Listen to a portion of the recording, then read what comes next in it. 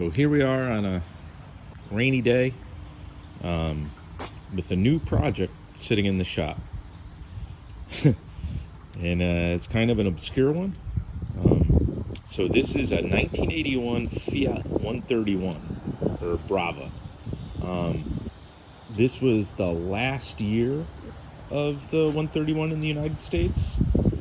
And gonna kind of walk you through what kind of makes this really unassuming, boxy, a family sedan, kind of neat, kind of cool.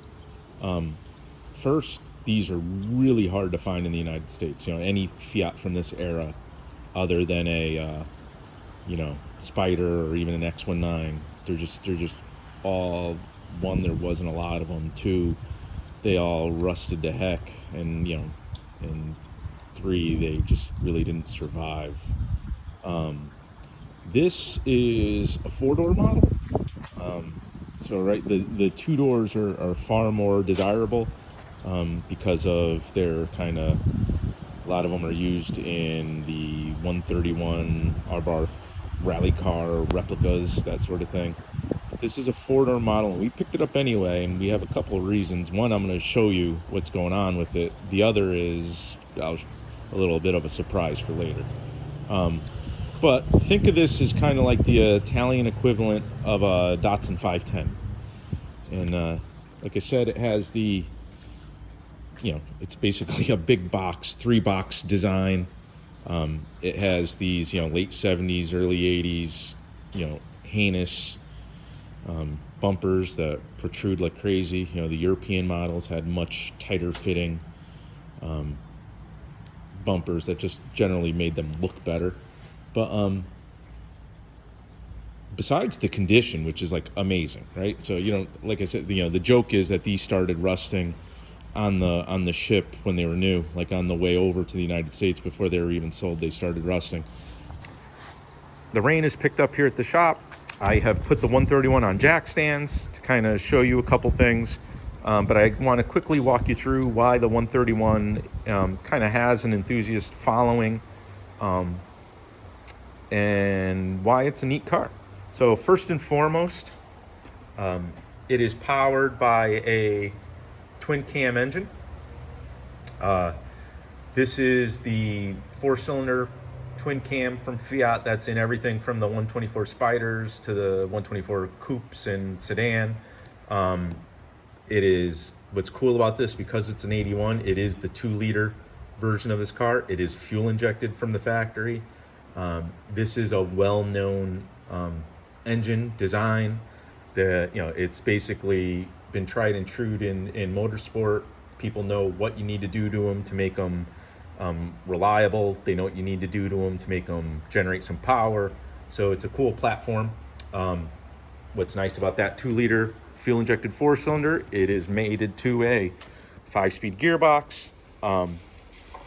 This is a 5-speed. It is the similar to the 124 Spider transmission, but I believe this one's a little stouter. So this is, again, a pretty cool combination. It's a, like I said, it has an enthusiast following, and it's a good combo for this engine. Quick note, you can see the interior. The interior is fairly clean. It's actually fairly nice. What you'll see is these ridiculously wide seats with this like tweed fabric.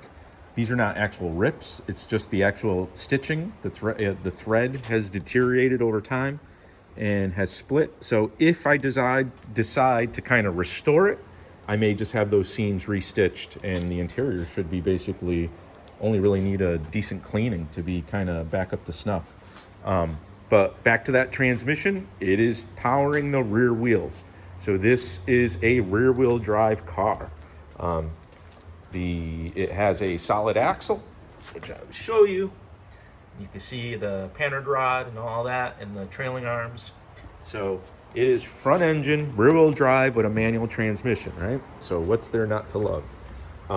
Other cool thing about it, from the factory, these had 4-wheel disc brakes. So it has 4-wheel disc brakes, which is cool. And there's a lot of options for upgrading those as well. it came with these Speedline wheels. So Chromadora and Speedline kind of made the same design wheels. These are the Speedlines. These were made in Italy. That's really it. So like you see, there's little surface rust bubbles here and there on it. But for an Italian car in the northeast of the United States, that's 40 years old, they don't really come any cleaner than this. It's been stored indoors for the last 20 years. So we have some work to get it started without, doing any damage. The fuel tank needs to be drained. You can smell the gas, the varnish.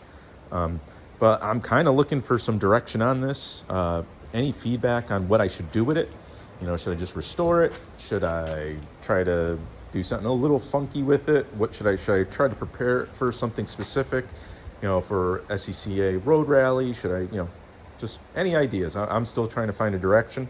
The reason I purchased this was, one, the proximity, it was close by, two, the condition of it, and three, this was part of a package. So I actually bought 2 cars when I purchased this from the same gentleman.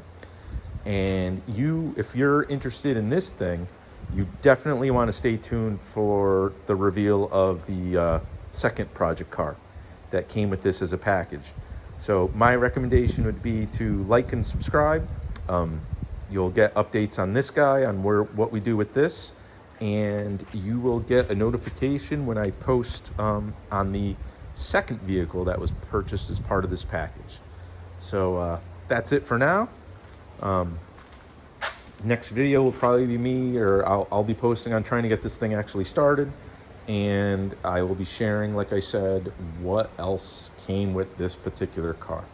So that's it. One last look of the 131 Brava, and stay tuned.